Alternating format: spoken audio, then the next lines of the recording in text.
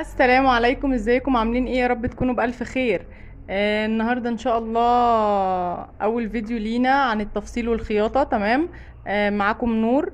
هعلمكم في الفيديوهات اللي عندي ان شاء الله ازاي نفصل ونخيط ونعمل باترون، كل حاجة احنا عايزينها. تمام. بإذن الله هتلاقوها موجودة عندي هنا على قناة رنا ستايل التفصيل والخياطة. تمام.